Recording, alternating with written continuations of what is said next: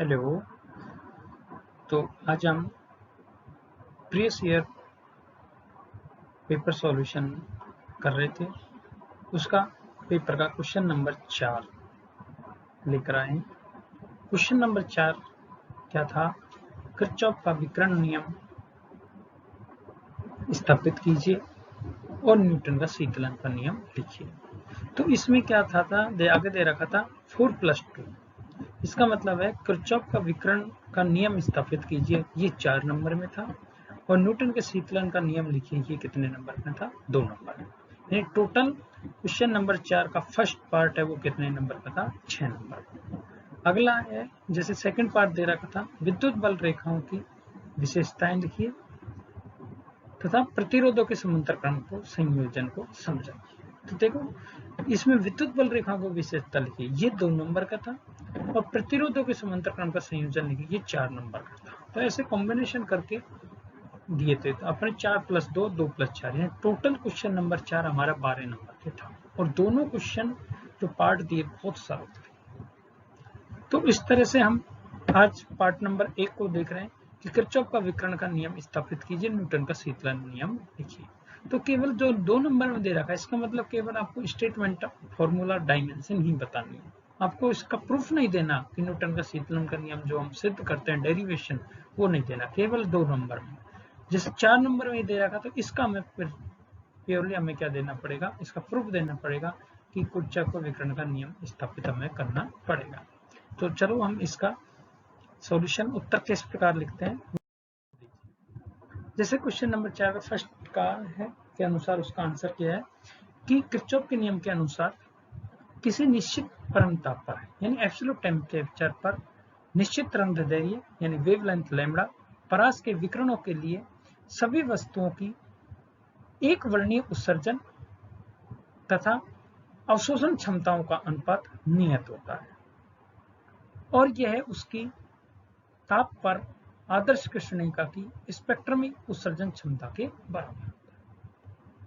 यही इसके क्या है कि एब्सोल्यूट टेम्परेचर पर एक हमको निश्चित कोई वेवलेंथ दे रखी है, उस परास में हमारी जितनी भी वेवलेंथ है, उन सभी वस्तुओं की मोनोक्रोमेटिक इमिशन पावर और एब्जॉर्प्शन पावर का जो रेशियो है वो क्या आता है? कांस्टेंट आता है। यानी एक एब्सोल्यूट टेम्परेचर और एक निश्चित वेवलेंथ पर इमिशन पावर और एब्जॉर्प्शन पावर का जो रेशियो है वो क्या है? कांस्टेंट है। तथा उसी ताप पर आदर्श कृष्णिका की स्पेक्ट्रम उत्सर्जन के बराबर होता है, यानी उसको हम ई लैम्बडा के द्वारा रिप्रेजेंट करते हैं। तो हम इसको मैथमेटिकल रूप में किस प्रकार प्रोसेस करते हैं कि ई लैम्बडा बटे ए लैम्बडा बराबर कैपिटल ई लैम्बडा बराबर नियतन। यहाँ को डिफरेंशिएट करना है कि स्मॉल ई लैम्बडा क्या है? वस्तु की एक वर्णीय उत्सर्जन क्षमता, यानी monochromatic emission power of body. A lambda वस्तु की एक वर्णीय अवशोषण क्षमता, यानी monochromatic absorption power of body. और कैपिटल ई लैम्बडा यानी कृष्णिका की समान तरंगदैर्घ्य के लिए एक वर्णीय उत्सर्जन क्षमता। इसका रेशियो क्या होता है? कांस्टेंट रहता है। अतः इस नियम के अनुसार स्पष्ट है कि ई लैम्बडा का मान अधिक है तो ए लैम्बडा का मान भी अधिक होगा। अतः किरचॉफ वैज्ञानिक ने बताया कि अच्छे उत्सर्जक अच्छे अवशोषक भी हो सकते हैं। लेकिन हमें क्वेश्चन 4 में दे रहा है, ये तो हमारा स्टेटमेंट होगा। अब हमें प्रूफ करना है कि किस प्रकार ये ई लैम्बडा बटे ए लैम्बडा बराबर कैपिटल ई लैम्बडा नियतांक है, इसको हमें प्रूफ करना है। तो माना किसी वस्तु के एकांक क्षेत्रफल की सतह या पृष्ठ पर प्रति सेकंड लैम्बडा व लैम्बडा प्लस डी लैम्बडा तरंगदैर्घ्य परास के बीच डी क्यू विकिरण आपतित होती है।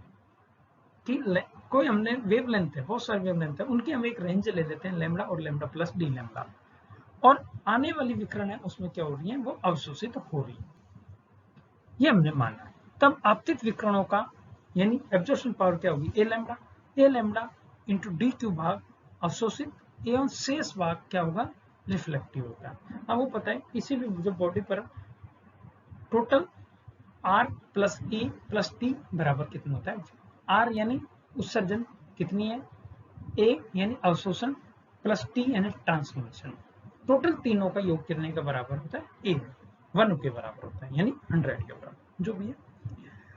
तो इसका मतलब क्या होता है, अवशोषण मात्रा A लैम्बडा है, क्योंकि हमें पारगमन तो है ही नहीं, तो T इक्वल टू 0 यानी R plus A equal to 1। तो यदि A प्लस D लैम्बडा बराबर है तो शेष कितनी हो जाएगी, 1 माइनस A लैम्बडा। तो ये वाली कौन सी हो जाएगी, परावर्तित वाली हो जाएगी। यदि E लैम्बडा पृष्ठ की स्पेक्ट्रम में उत्सर्जन क्षमता है तथा A lambda plus D lambda तरंगदैर्घ्य परास के बीच पृष्ठ के एकांक क्षेत्रफल से उत्सर्जित विकिरणों की मात्रा कितनी होगी, E लैम्बडा D लैम्बडा होगी। तब क्या रूल्स है, अवशोषित विकिरण ऊर्जा बराबर क्या होगी, उत्सर्जित विकिरण ऊर्जा।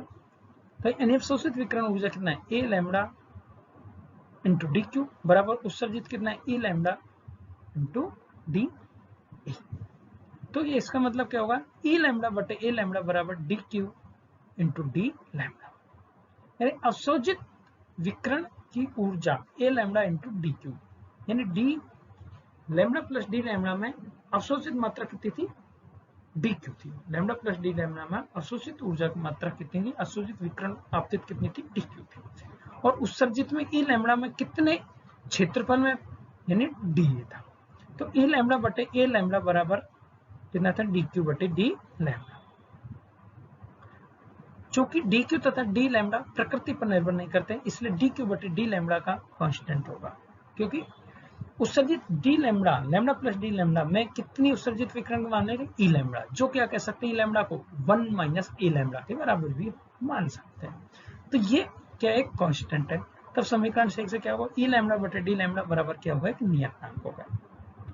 आप कहेंगे यदि वस्तु आदर्श कृष्णिका है तो आदर्श कृष्णिका के लिए A लैम्बडा बराबर कितना होता है, 1, क्योंकि आदर्श कृष्णिका क्यों से होती है, जिस पर सारी कोई भी ऐसी ब्लैक बॉडी जो आने वाली अवशोषित आने वाली विकिरणों को क्या कर ले, अवशोषित हो, यानी उसका एब्जॉर्प्शन पावर कितना होता है, 100%, यानी A लैम्बडा बराबर 1।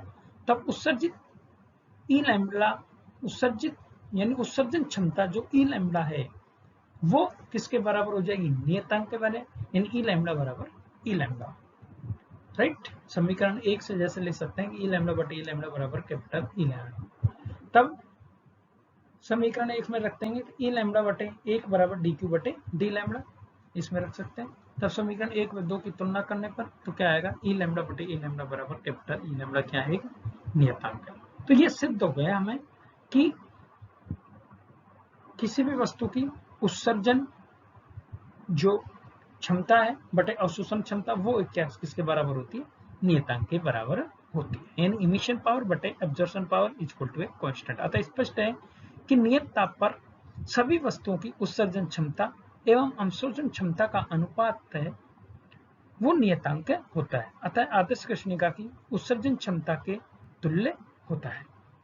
सेकंड पार्ट में जो पूछा था हमें न्यूटन का शीतलन का नियम है, तो हम केवल स्टेटमेंट लिख रहे हैं यहाँ पर कि इस नियम के अनुसार किसी गर्म वस्तु की विकिरण द्वारा शीतलन की जो दर है वस्तु तथा परिवेश के तापांतर की क्या होती है, समानुपाती होती है।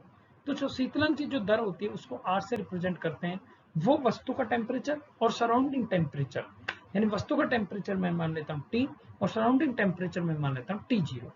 तो जो इन दोनों का डिफरेंस है वो न्यूटन के शीतलन के नियम के दर के बराबर होता है। तो R is proportional to T minus T0। तो यही न्यूटन का शीतलन नियम है। तो इस तरह से हमें क्वेश्चन नंबर 4 का फर्स्ट जो पार्ट था 4 नंबर का और 2 नंबर का ये हमने सोल्व किया, यानी टोटल 6 नंबर का हमें इस प्रकार हमें आंसर इसका देखना है। धन्यवाद।